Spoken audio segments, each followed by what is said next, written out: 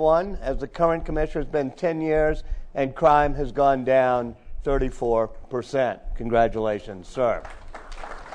I had a lot of help. A lot of help.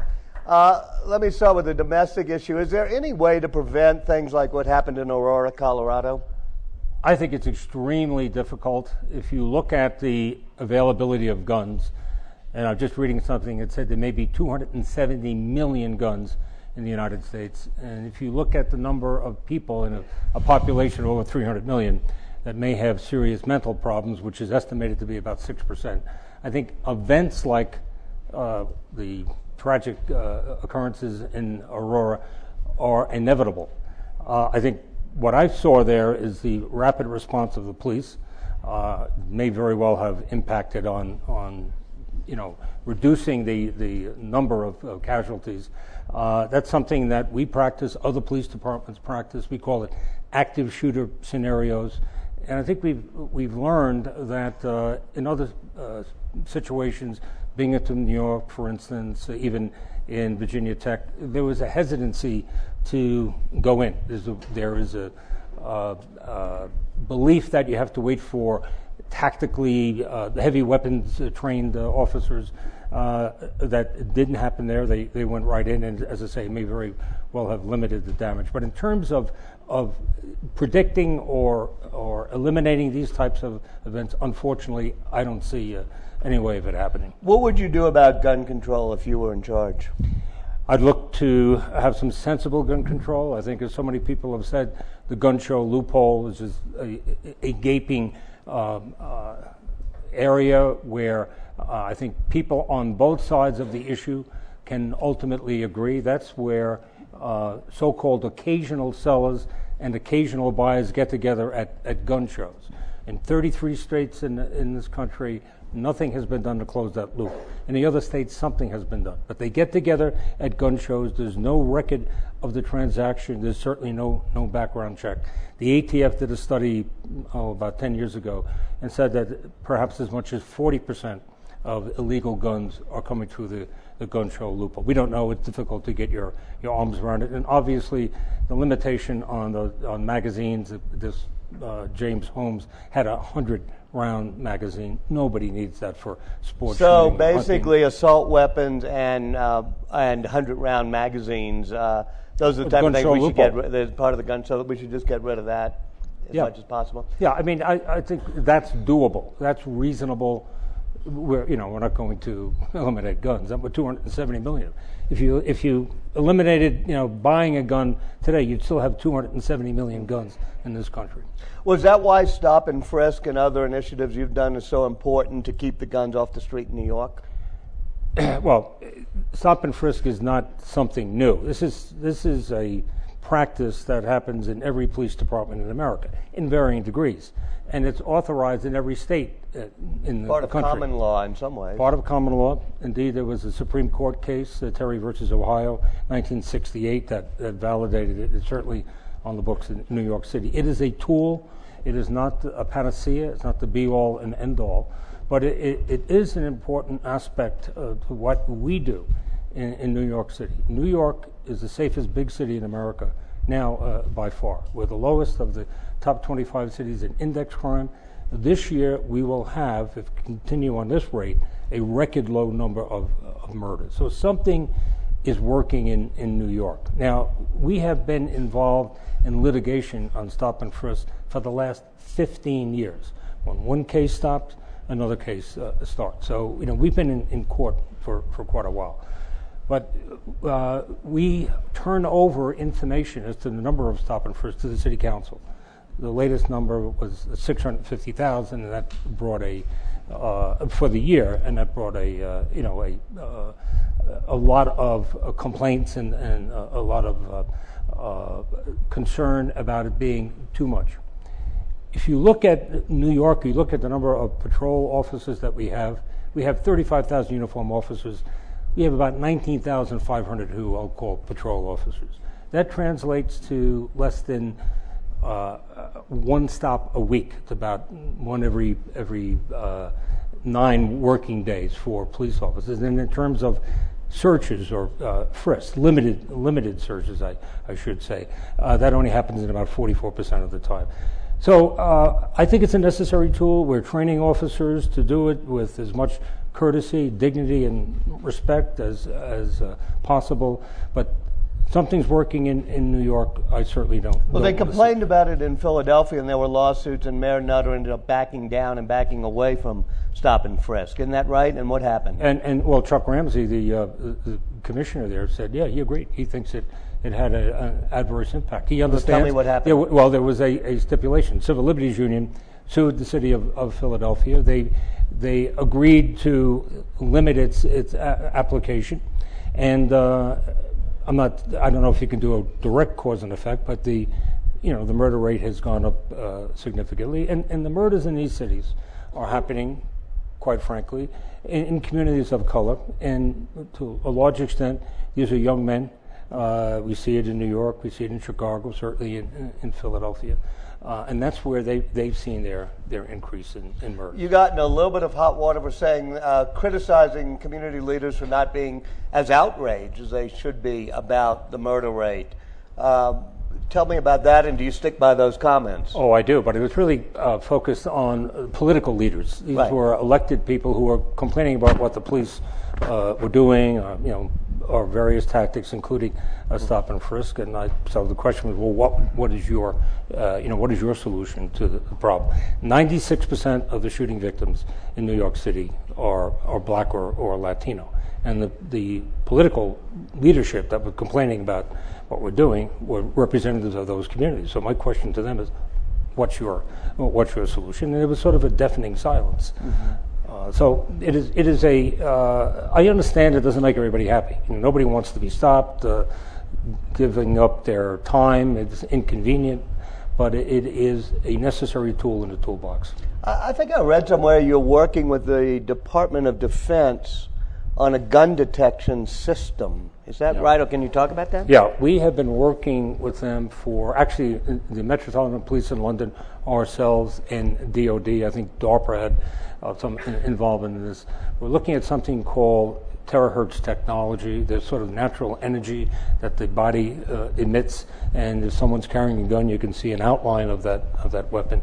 It actually has worked. We've tested it, but it's too big, and the range is not great enough. So you're trying to create a machine that would work. We're trying to create something that would work. We know what's happened to cell phones, in the last 20 years. So we think that this can be reduced in size and made to be a viable, practical instrument to use on the street. Now, there are some Fourth Amendment issues. We have our attorneys that are looking at it as well. Do you think using that technology, assuming it be small enough that it could be used as an alternative to stop and frisk, do you think that the Fourth Amendment and privacy issues are better with that technology than they are with stop and frisk? We'll see. Probably. The answer is we'll have to wait and see, because they're always concerned. We have a very active Civil Liberties Union in New York City, I can assure you, and they sue me like virtually once a week about something.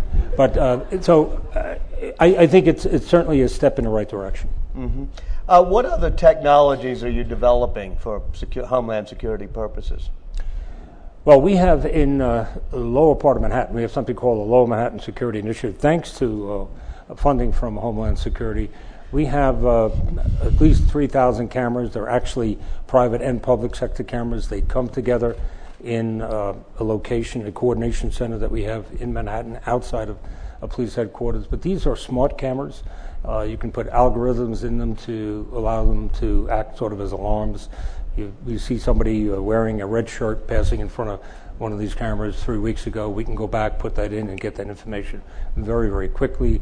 If you put a bag down, you leave it down for 3 minutes, the alarm goes off. So you mean the camera itself notices a bag is unattended and says something? That's correct. See something, say something? Yeah. So we have what we call smart cameras, and we're looking to extend that capacity throughout the city, certainly throughout Manhattan. Most of our focus has been Lower Manhattan, 1.7 square miles south of Canal Street. We have the World Trade Center attacked twice. We have the World Financial Center. We have Goldman Sachs. We have major corporate headquarters there. So that was our initial focus. The World Trade Center, of course, is being Do you think that rebuilt. will be a target, the new One World Trade Center?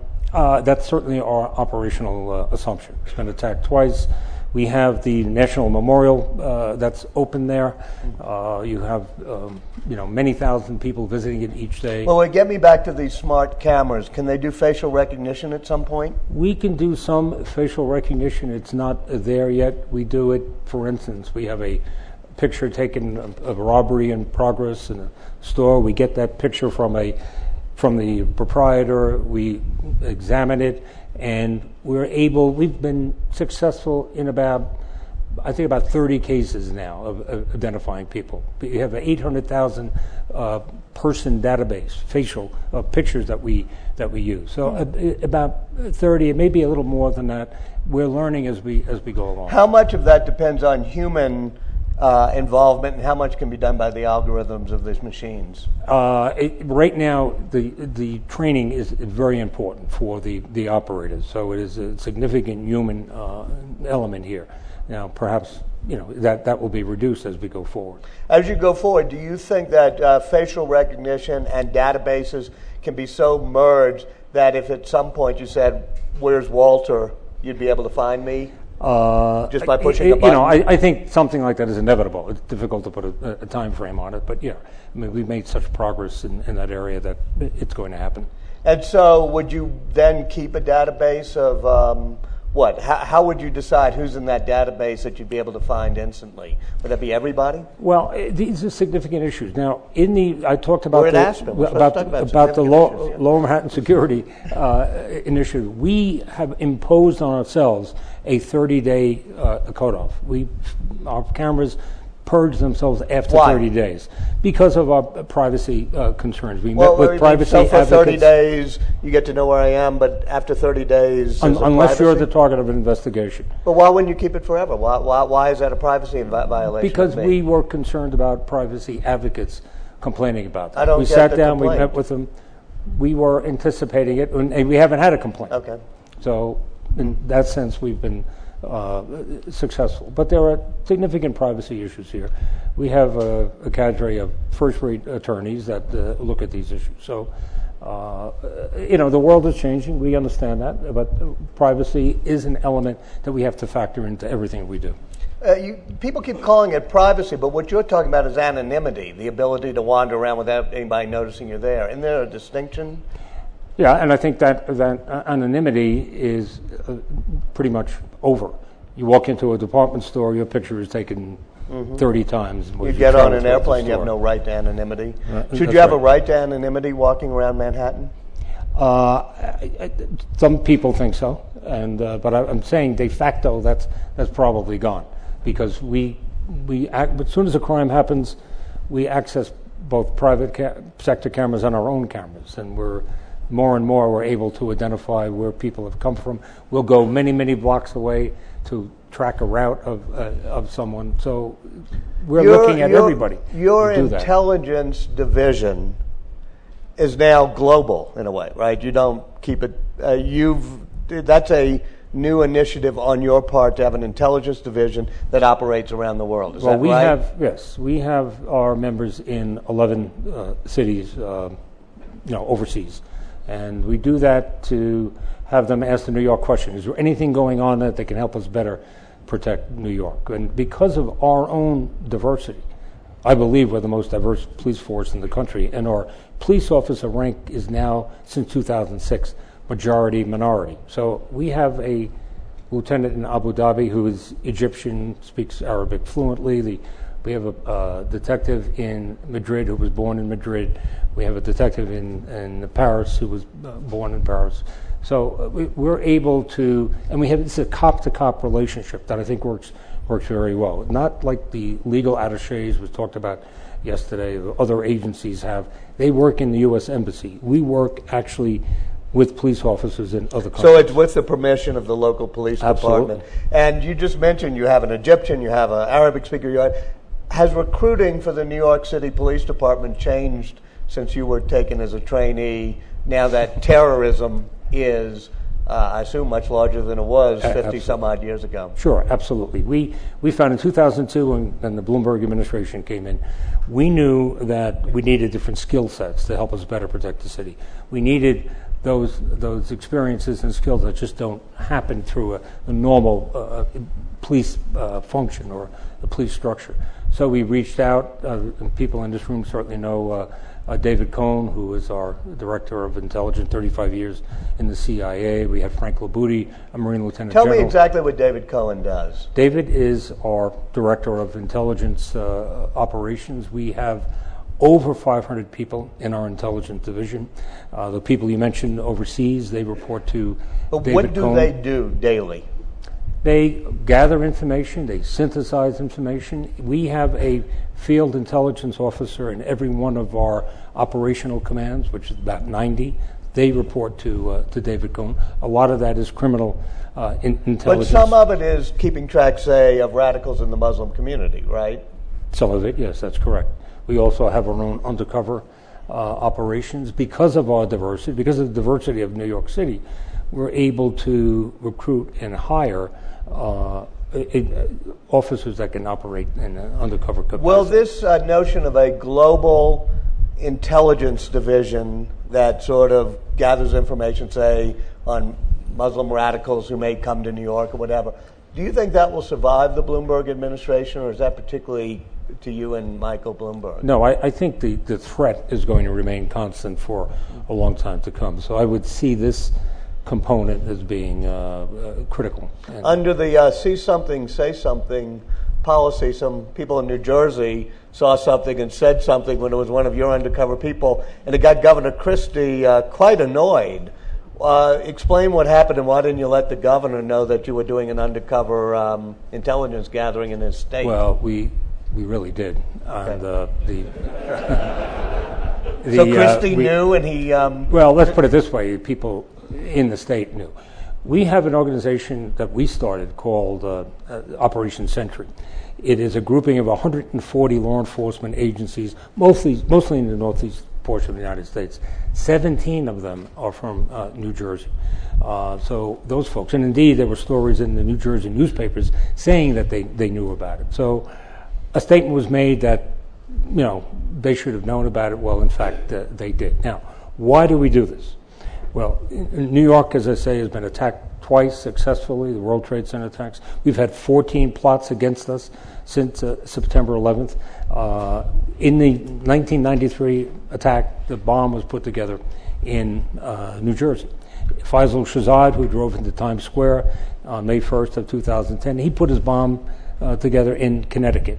Najibul Azazi, who was going to blow himself up on the subway trains in 2009, he put the components together in Aurora, Colorado, and drove them to New York City. And in the London bombs in 2005, the bomb was put together in Leeds, 180 miles away. So it would be foolish for us not to look beyond our borders. We're going to continue to do that. We're not breaking any laws in doing it. We're the biggest police department in the country. We have the resources and the assets to do it. And we're letting our brothers and sisters in law enforcement know what we're doing.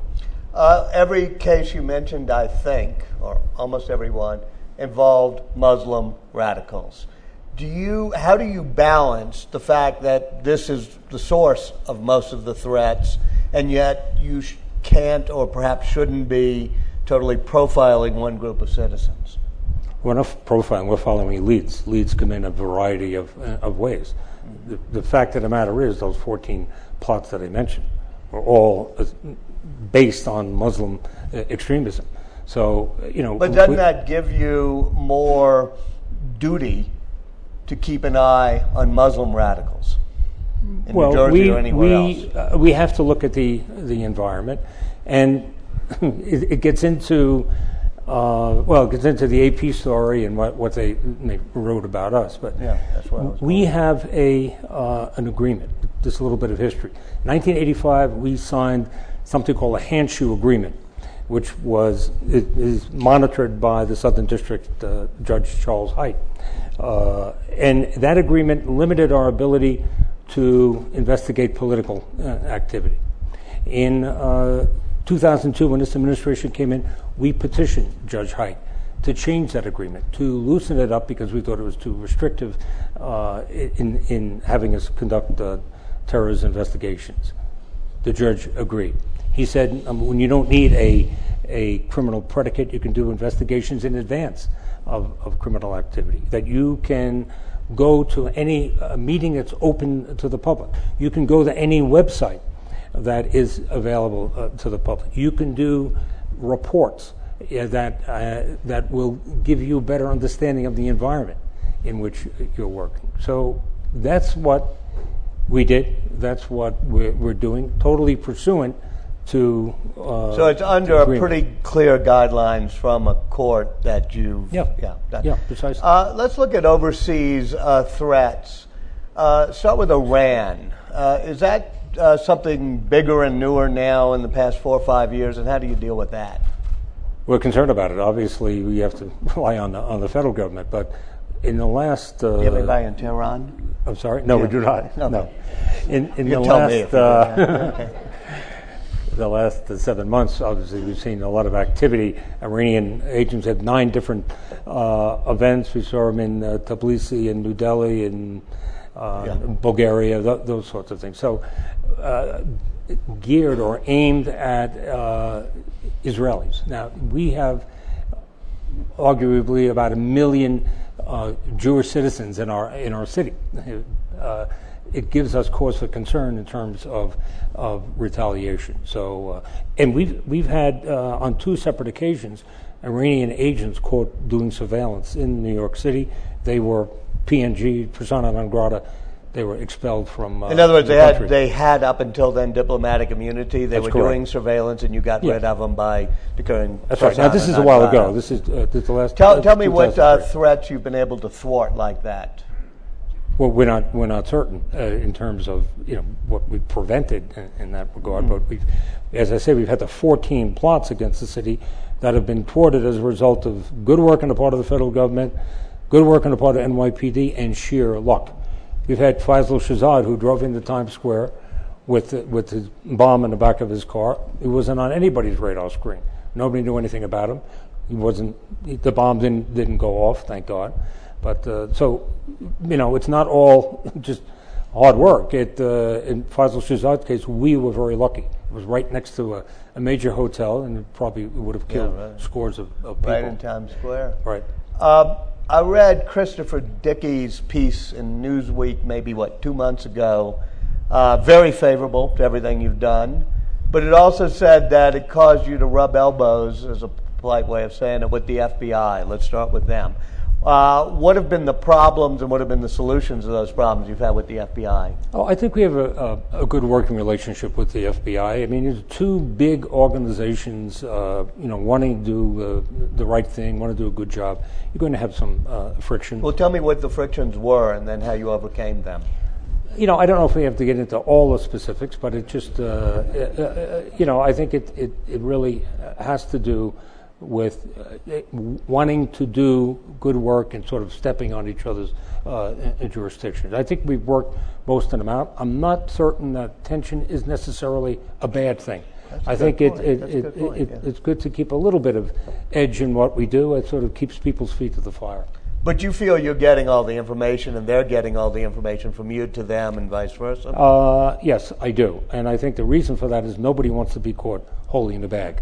So if something happens, you don't want to just be the holder of that information. So I think information flow is certainly much, much better than it was years ago. What about the CIA? Are they feeling territorial when you're sending people out? Well, the CIA, no, we have, certainly a good working relationship, but we really work with the CIA now through the Joint Terrorist Task Force, through the FBI. That's really our point of contact. We did have someone from the CIA assigned to the NYPD. That's no longer the case. Okay. What about other technology you're using? We did the cameras, the face recognition, the database, and also the whatever it was, gun detector.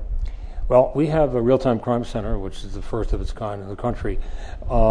We had a lot of different databases that were being queried during investigations. We brought it all together. We created a data warehouse, putting a lot of information into that data warehouse. Sitting on top of it is something called a real-time crime center, a 24-hour-a-day, 7-day-a-week operation with experienced detectives. Crime happens, they push information out to investigators in the field. So we're sort of getting a leg up on what's going on, doing it more quickly. I think it enables us to arrest perpetrators more quickly and thereby helping us to continue to reduce crime, which is down about 34% in the last decade, even though our population continues to go up. So the Real-Time Crime Center has worked well for us. We now have a program, again, thanks to Homeland Security, called Securing the Cities. We have a memorandums of understanding, working relationship with 150 agencies in the New York City area. We're sort of You're the lead agency on securing the cities for the federal government? That's correct. What does that mean? It means that we are the distributor of a lot of equipment to other agencies. This is a program aimed at protecting the city from nuclear events. So we want to detect radiological material as quickly as possible, as far away from New York City as reasonable, roughly 50 miles away from New York City. But it doesn't do biological? Isn't that the big threat we're facing? Biological is a threat. There are some other ways of doing it, but the radiological material is easier to detect. So securing the cities is mainly a radiological thing? Yes, and I think we just had an exercise last week, and last year we had an exercise where we had 204 elements of radiological material. We deployed with other agencies about 3,000 law enforcement personnel. We found all 204 of those elements.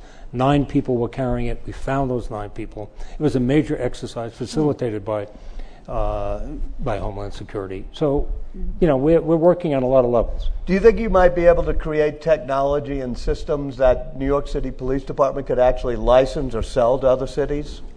Yes, as a matter of fact. we are doing something which we can have an IPO and take you public here and make money. We actually are doing something with Microsoft, the details of which will be coming out in the next week or so. Well, then give us the overview. Yeah, give me a teaser, give me an overview. It's something called the Domain Awareness System, and what it does is sort of aggregate a lot of information that we have in a lot of different databases, not unlike what I talked about with the Real-Time Crime Center.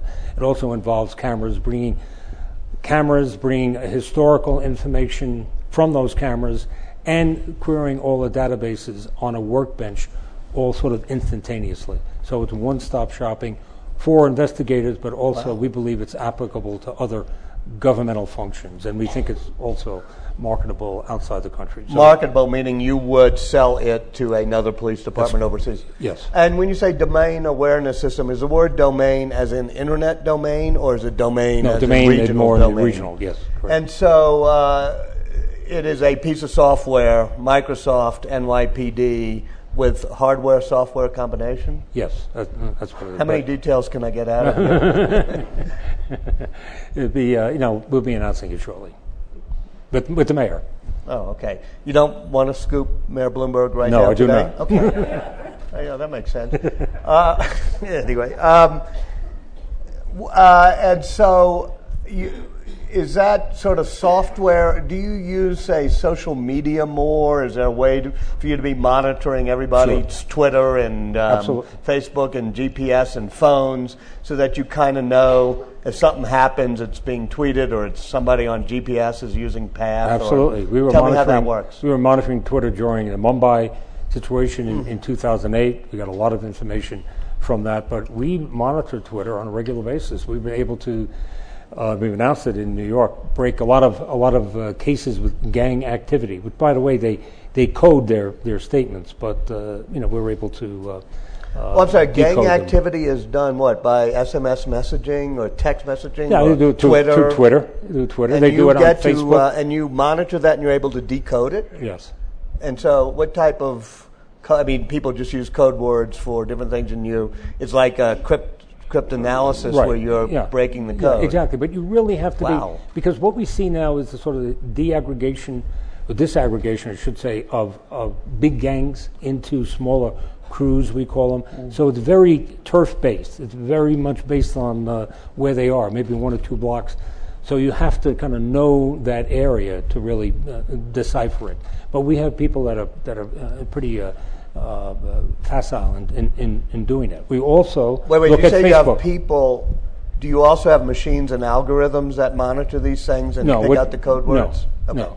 But we are, of course, looking at Facebook like everyone else is now. We have our own Facebook site as well. But Facebook is where it's at, and we're monitoring, quite frankly. Yeah. And what about the fact that everybody's cell phone is now, well, most are GPS enabled. You know where everybody is, where the phone is. Probably could even know their contacts, know what pictures they're sending to their Foursquare or whatever accounts. Does that help you? Are you able to use that information? Well, phone work is very important to investigators throughout the country. No question about it. So it gives us information. We have to work through the phone providers, and they are. And you've read about this. They're being overwhelmed with the demands from law enforcement. But it is another important tool for us. But it is important to you. They Absolutely. should be responding to those requests, and the law should allow them to respond. Absolutely. And you feel that prevents crimes. I mean, well, how? it helps us detect crime. How? And also, what we've seen is quite a disproportionate amount of theft of iPhones, or certainly phones in general, but mostly iPads, iPods, that sort of thing. And we're able to detect them, built into the phones and built into the iPads themselves, a means of detecting the location. We've used that as well. But right now, about 40% of our thefts, of our grand larcenies, of our Apple products. So that's an advertisement, I know. I know, right? Well, I guess a perverse sense of pride Apple should have. On the Olympics, now that it's finally open, what do you think they've done right, and what have they done wrong, and what have you learned from them? Well, I went there about a month ago. They were very hospitable. I had I went with the team.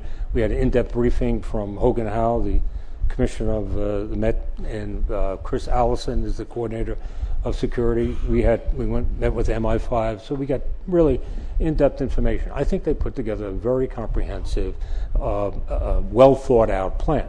One thing that they did that's different from us is they put a lot of private security in the equation, in the plan. And of course, as we've heard, they haven't been able to deliver, the company that was supposed to do that. And that really, why? Because of vetting. Apparently the people that were identified to work there did not meet the criteria. Does that give you pause when you think of privatizing parts of security? I haven't thought about privatizing. Okay. Okay. I hope the mayor doesn't think about it either. So they fill that gap with military and with additional police. So I think it'll go fine. Of course, there's always the untoward, the unforeseen that can happen. But I think they're positioned to respond appropriately. Yeah. I've got one final question. Are you considering running for mayor? I have no plans to run for elective office. But you have to think about it, right? I have no plans. All right. If you were to think about making plans, what would be the considerations that you would consider? I mean, how would you juggle that? I mean, this is a big issue. There is no obvious next mayor of New York that can run on the platform of keep us safe. You have to balance this. You have about 4 months to do so. How do you balance whether or not you're going to, quote, make plans? Well, it's flattering to be talked about, but I have no plans now. Okay. Guess I'm not going to get further than that. Yes, sir. Hi, Armin Chokse, Washington, D.C. I have a question on terrorism finance. I know we have a session later on, but my question is specific to New York, and since we have Commissioner Kelly captive here, I thought I'd ask this question. I've been told by someone who claims to be in the know that the transactions that take place on Canal Street, where they sell all these knockoffs, is an important source of terrorism finance. Is this true? And if so, what is the mechanism? No, we don't see that as being the case. I've heard that as well, But we have a pretty good understanding of the finances of the sort of knockoff industry, knockoff world. We don't see that as being an important source of funding. And quite frankly, terrorism doesn't cost a lot of money. It's estimated that 9/11 cost about $500,000. So I know you're going with another panel coming in to speak about that, but we don't see that particular act or actions as being a source of terrorist funding. And you spoke of the 14 threats that came along, all Muslim related. Were they financed, or were they all these things that could have been done with pocket change? Some of them were financed, but not with a lot of money. It really is. It's surprising how little it takes to launch a terrorist event. Thank you, Steve Shapiro from New York. Mr. Commissioner, I'm glad you're here. It's wonderful to see a fellow New Yorker. I'm focusing on domestic intelligence architecture, and although everyone in the IC will tell you that New York is its own world and don't use New York as a model and don't even ask why or how, nonetheless I'm doing it. After 9/11, the federal government set up a number of systems designed to move information from the bottom up, connect, back down, and disseminate like a big eye. And New York doesn't participate in some of those. For example, the Fusion Center system. There is no Fusion Center in Manhattan or in New York City. It's up in Albany. The SAR, Suspicious Activity Report System, which is designed to collect from the ground up and deliver these things up to the fusion centers or JTTFs or DHS, et cetera. New York City doesn't do SARS. NYP does its own thing, obviously quite successfully, but how do you integrate into the national system of that information flow up and back, down and out? Well, we work very closely with the FBI, and it really is our channel to the national systems. We have sort of a de facto fusion center in the city through HIDA, and I think, quite frankly, I think the jury is still out on the whole fusion system, throughout the country. I know a lot of people are engaged in it. I think the value of it is still to be determined. Our main channel is through the FBI, and the fusion centers are largely a Homeland Security operation. And we work closely with Homeland Security, but we do have sort of a unique sort of sui generis type operation. But New York is like no other city. We've been attacked twice, as I say. We see ourselves as being at the top of the terrorist target list, and we're going to continue to do the things that we think work for us. Yes, this table, first and second, just so we keep the mic there. And sorry, am I missing people over here? Yeah, all right. Hi, Tony Placido, formerly of DEA, SAC up in New York. Good to see you again, Commissioner. Sure. Arguably there's a growing consensus that your CompStat program really helps to hold leaders in the police department accountable and customize solutions and drive down the crime rate. I wonder if you would talk to us about your views on whether that is applicable and could be expanded into the national security realm on a broader scale than, say, the city of New York. Well, why don't you hand the mic right there? I think CompStat has worked for us, but basically it's an auditing system. It's a retrospective look at what happened. You query commanders as to what they did to address a particular crime or crime condition and what they're going to do in the future. It's not that complicated. Now, other city agencies have taken, certainly other police agencies have throughout the country, and other city agencies have used it as well, variations of it. But it's not that complex. It's holding commanders or holding executives accountable for what they're doing. And this is in some organizations a bit of a change of approach. So I think it can work in a lot of different environments, but it's up to the CEO, so to speak, to want to do it. You really have to buy it. You have to be engaged. Some people, it's like community policing was years ago. You'd have community policing written on a car, and that was enough.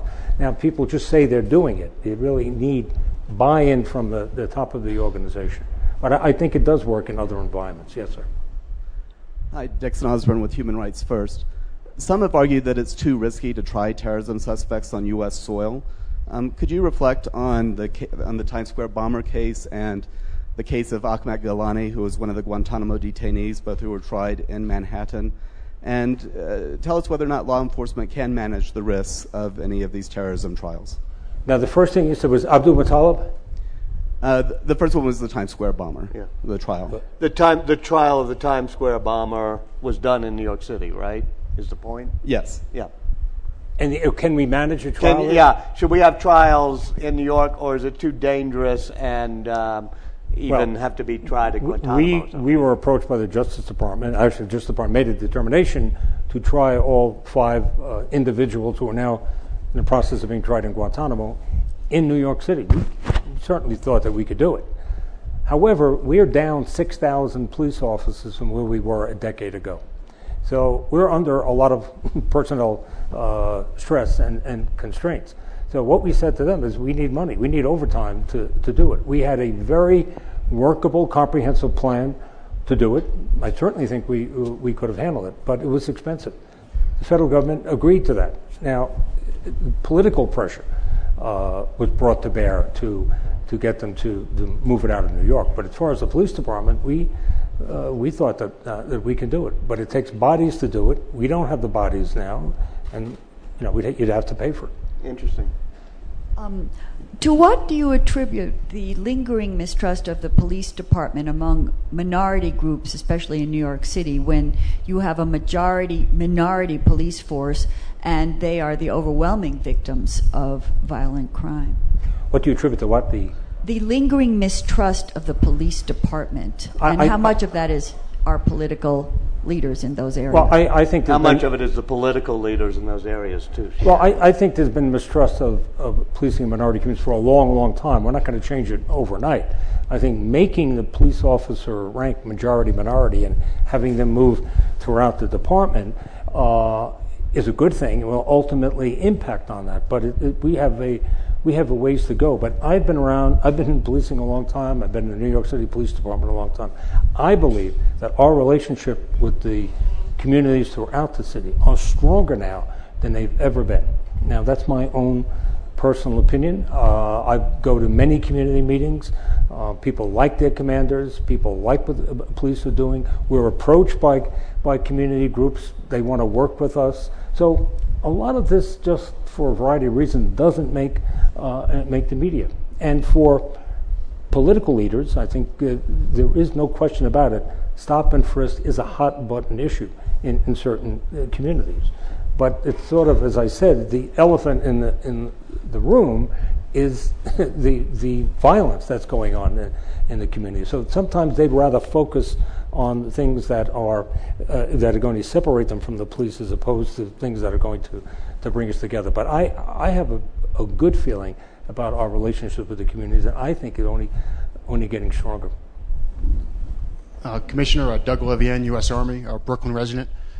So I just wanted to jump on that question there. Can you talk about how you went ahead and recruited members of the African American community and the Latino community, and how that paid dividends in policing those areas? And then if you can put on your military cap and think of Afghanistan and think how we can go ahead and recruit members of the Pashtun community to join the police and the army, because after 10 years of being in Afghanistan, the Pashtuns are about 30% of Afghanistan, and very few of those members are in the army and the police. So how do we get, what type of efforts are needed in order to get members of the Pashtun community, where the insurgency is coming from, to join the local police and join the Afghan army? Well, we have a very proactive recruitment program. We use members of these communities to go and recruit. And right now our department is about 26% Hispanic, Latino, and that's gone up tremendously, and that helps us, no question about it. Working in Latino, we have a large Dominican population, obviously a large Puerto Rican population in New York. As far as Pashtun, we have a limited number, but I would also say this, that we have more speakers of South Asian languages than any law enforcement agency I'm aware of. We have more Pashto, Farsi, Bengali, Hindi, and we use that effectively sometimes in investigations, but also in doing recruiting. Now, a couple of weeks ago, just pre-Ramadan, we had a pre-Ramadan conference in the police headquarters. You had 500 people there. We had only supportive comments from the people who arrived. We put out invitations to a lot of leaders, to a lot of mosques. They came. I heard no negative comments. I have heard them in the past because we have pre-Ramadan conferences, before Ramadan begins every year. I've heard those in negative comments in the past. There were none this year, and I stay around. I talk to them afterwards.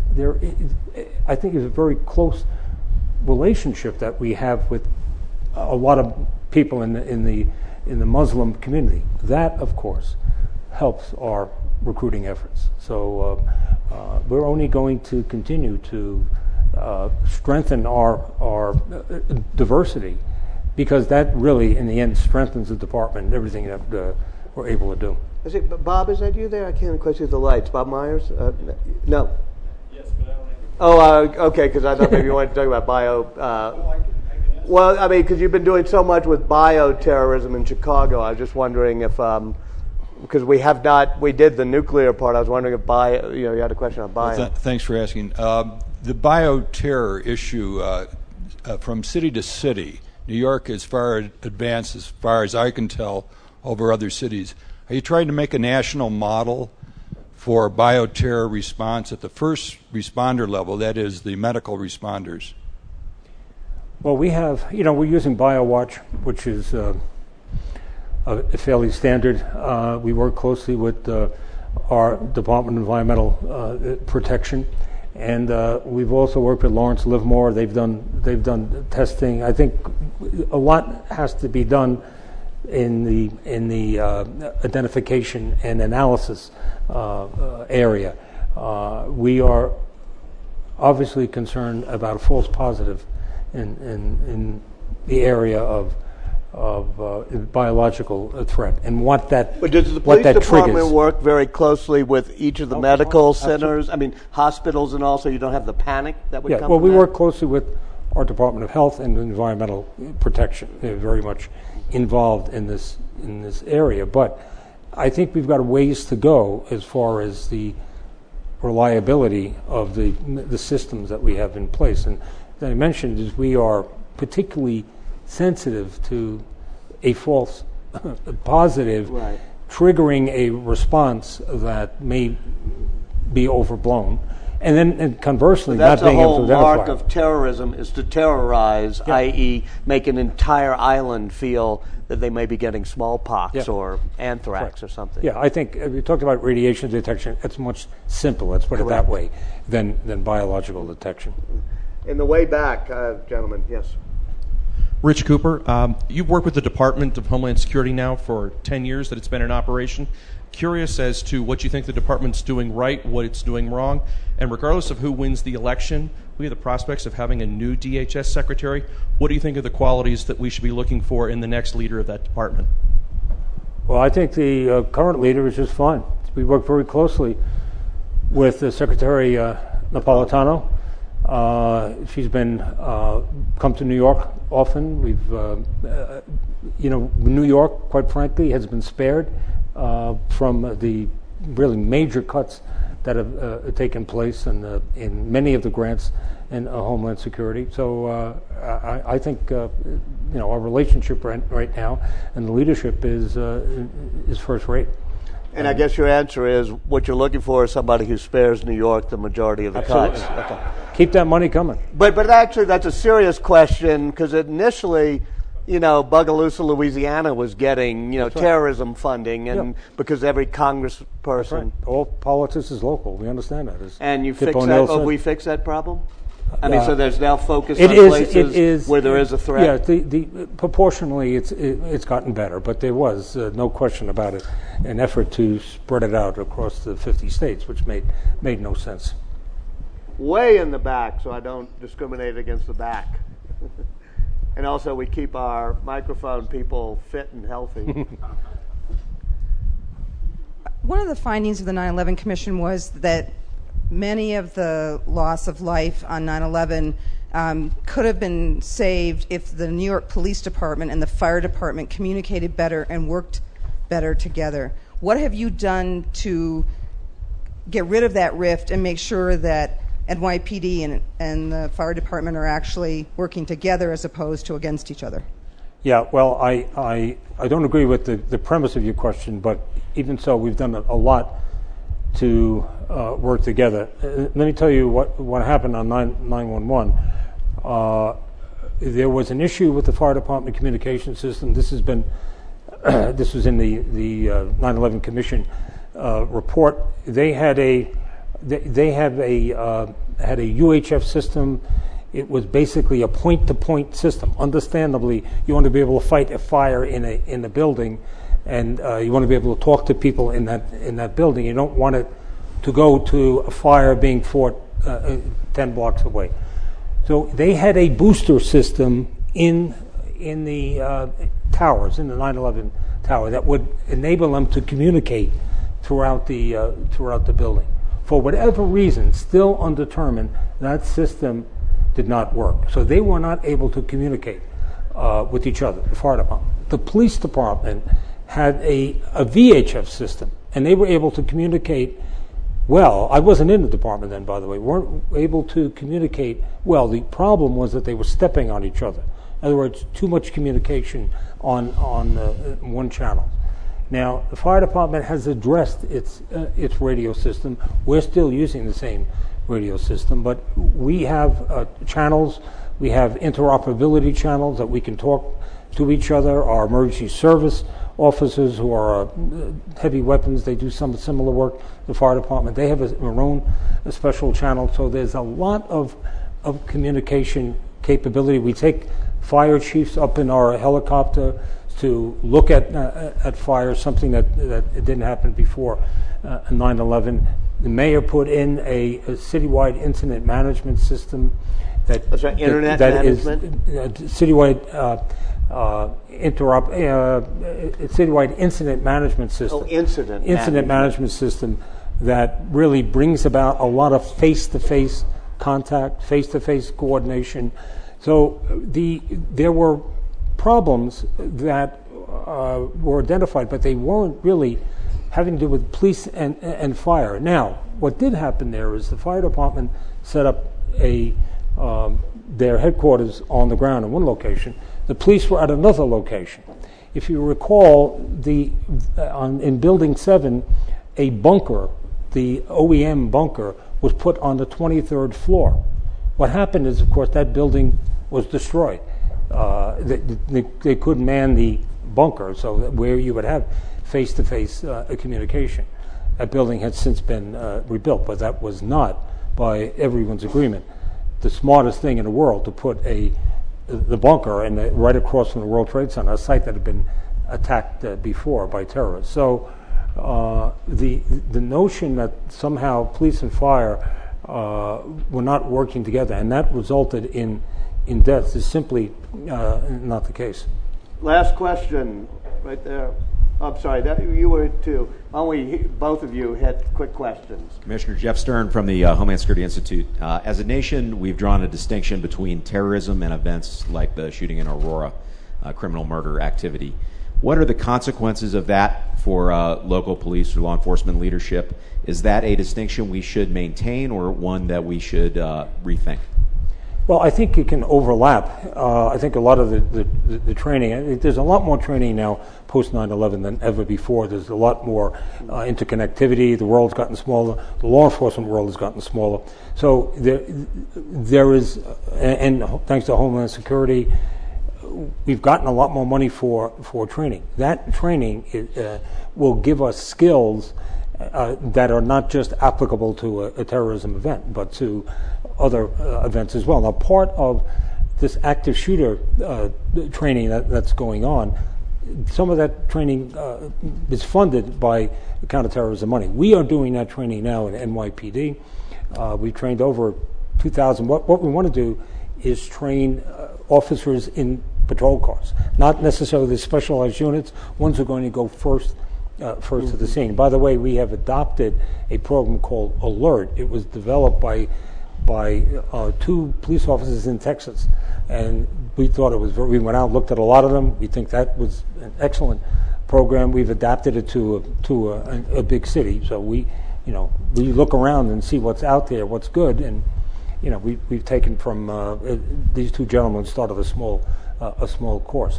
But there's a lot of benefits and a lot more training, and as I say, there's sort of spillover into both areas. And last question. Noah Shackman with Wired. Obviously, New York's the top target for terror threats, and I think we're all aware of that. I work in Times Square and grew up in Lower Manhattan. But a lot of the plots you cite don't seem to be much of plots. I mean, you're talking about one of the 14 included is some joker that wanted to take down the Brooklyn Bridge with a blowtorch. Not exactly the world's most skilled terrorists. The JFK bombing, those guys, were sort of characterized as kind of jokers, and at least a couple of those plots, the FBI and the U.S. Department of Justice decided not to, weren't serious enough for them to play ball on. So are the 14? Is that perhaps overstated a little bit?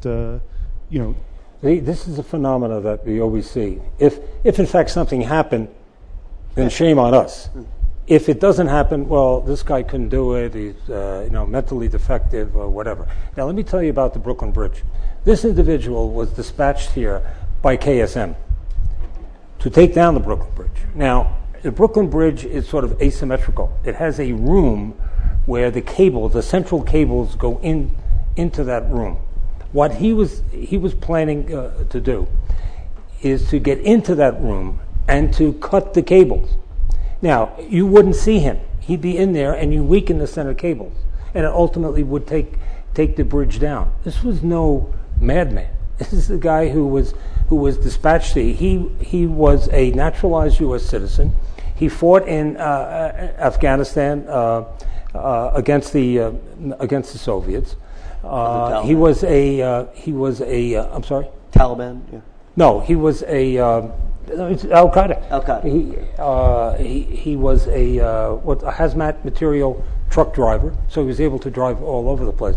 This was the real deal. The way he was caught was KSM gave him up after he was captured in Pakistan. He gave the FBI the information. Now, by the way, so we looked at the material, and he had his picture taken at key locations throughout Manhattan. So to identify this guy as a joker, he was the real deal. And if he had gotten into that room, and I have been in the room, we have since wired it and put lots of cameras there. If he had gotten in the room and he was able to, what he was using was the sort of blowtorch that cut railroad tracks. So it was a big, heavy-duty torch that would have done the job. Now the reason he sends back a message saying the weather is too hot, because we had police officers on the bridge. Why did we have police officers on the bridge? Because the Brooklyn Bridge was identified in other threads, and probably in this thread, as the bridge in the Godzilla movie. The bridge in the Godzilla movie is the Brooklyn Bridge. So now if you go to the Brooklyn Bridge now, you'll see police officers on either end, and you'll see a police boat, harbor launch underneath the bridge. So, but this is, when they're not successful, they're crazy or they're mentally defective, whatever. If they're successful, any last shame words on you you, government. share with us? Thank you for having me. Thank you for being here, Mr. Commissioner, Mr. Mayor.